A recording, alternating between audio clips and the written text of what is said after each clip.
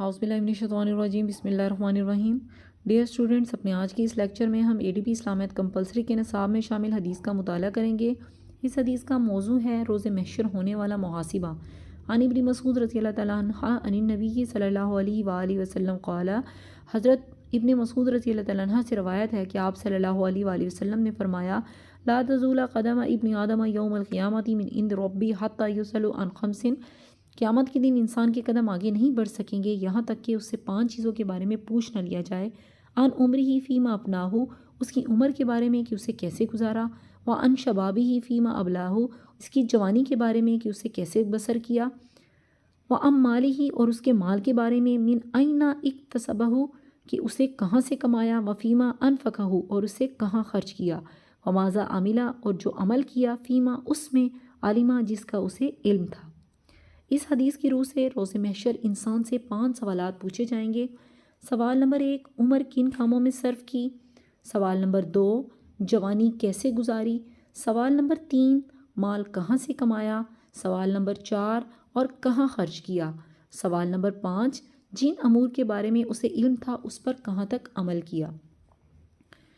سوال نمبر 1، اپنی عمر کو کہاں گزارا۔ اللہ رب العالمین نے اولاد آدم کو بے مثال، بے شمار، لا تعداد اور لامحدود نعمتیں عطا فرمائی ہیں۔ ایمان، علم، عقل، ضمیر، ایسی نعمتیں جو اسے اشرف المخلوقات کے مقام پر فائز کرتی ہیں۔ لیکن اگر یہ سوال کیا جائے کہ اللہ تعالیٰ نے انسان کو سب سے بڑی کون سی نعمت عطا فرمائی ہے، تو یقیناً عقل سلیم رکھنے والا ہر شخص یہی جواب دے گا کہ یہ واحد نعمت زندگی ہے جو باقی نعمتوں کے عطا ہونے کا ذریعہ ہے۔ نبی کریم صلی اللہ علیہ وآلہ وسلم کی اس فرمان کے مطابق سب سے پہلا سوال میدان حشر میں اسی زندگی کے بارے میں پوچھا جائے گا کہ اپنی انمول اور بے بدل زندگی کو کن مشاغل میں گزار دیا۔ عمر عزیز میں تمہاری کیا مصروفیات رہیں۔ اس حقیقت کی طرف قرآن مجید یوں رہنمائی کرتا ہے، زمانے کی قسم انسان خسارے میں ہے، مگر وہ لوگ جو ایمان لائے اور نیک عمل کرتے رہے اور ایک دوسرے کو حق کی وصیت کرتے رہے اور ایک دوسرے کو صبر کی تلقین کرتے رہے۔ یہ ہیں وہ کام جو انسان کو دنیا اور آخرت میں خسارے سے بچاتے ہیں اور اللہ کی عدالت میں اسے سرخرو کرتے ہیں۔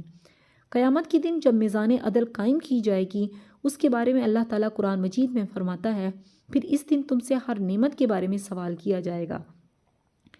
چنانچہ روز قیامت جو پہلا سوال ہوگا وہ یہی ہوگا کہ عمر کو کیسے گزارا، کیونکہ اللہ نے انسان کو اس دنیا میں ایک خاص مدت تک خاص مقصد کے لیے بھیجا ہے۔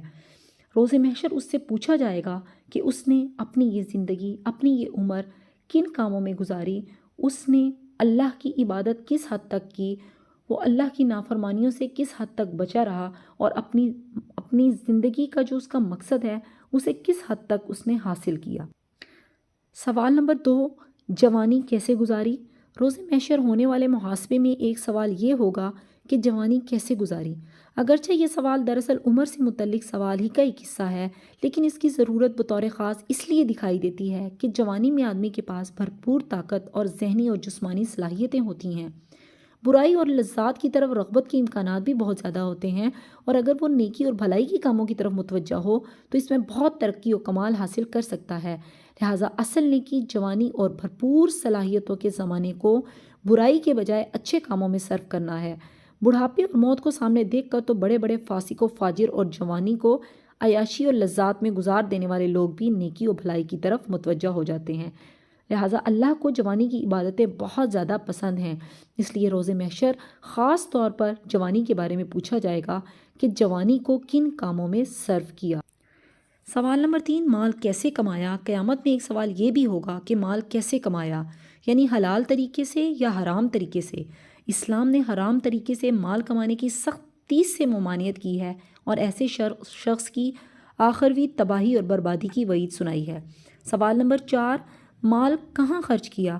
قیامت میں آدمی سے ایک سوال یہ ہوگا کہ تمہیں جو مال ملا تھا اسے کہاں خرچ کیا، اس لیے کہ دیگر چیزوں کی طرح مال بھی ایک امانت ہے، اور اللہ تعالیٰ اس بات کو پسند نہیں کرتا کہ کوئی شخص اسے اللہ کی رضا کے مطابق خرچ کرنے اور اس کے ذریعے محروموں کی محرومیاں دور کرنے کے بجائے اسے فضول کاموں میں صرف کرے اور بیچا اڑانے لگے۔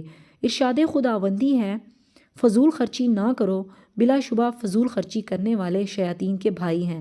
جہاں مال کو بیجا اڑانے والے ماخوذ ٹھہریں گے وہاں وہ لوگ بھی مواخذے سے بچ نہ پائیں گے جو بخل سے کام لیتے ہیں اور بھلائی کے کاموں میں بھی مال صرف کرنے سے گریز کرتے ہیں۔ ارشاد الہی ہے، جو لوگ سونا اور چاندی جمع کر کے رکھتے ہیں اور اسے اللہ کی راہ میں خرچ نہیں کرتے، انہیں دردناک عذاب کی خبر۔ سوال نمبر 5، جو علم تھا اس پر کہاں تک عمل کیا؟ ایک سوال یہ ہوگا کہ نیکی و خیر کا جو علم حاصل تھا اس کے مطابق کہاں تک عمل کیا؟ اس لیے کہ اسلام کے نقطہ نظر سے آدمی کے لیے علم نافع حاصل کرنے کے ساتھ ساتھ اس پر عمل بھی ضروری ہے۔ اگر کسی شخص کے پاس علم تو ہو مگر وہ اسے عمل میں نہ لائے تو وہ اس کے لیے وبال اور نقصان کا باعث ہوگا۔ علم پر زور اسی لیے دیا گیا ہے کہ اس سے آدمی کو رضائے الہی کے لیے عمل کی ترغیب ملتی ہے اور وہ دوسروں کو نیکی اور بھلائی کی طرف بطریق احسن بلا سکتا ہے۔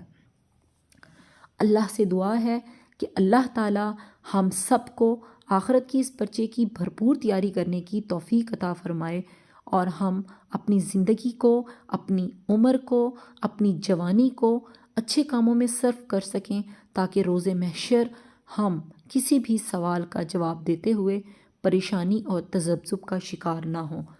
اللہ سے دعا ہے کہ اللہ ہمیں عمل کی توفیق عطا فرمائے۔ آمین یا رب العالمین۔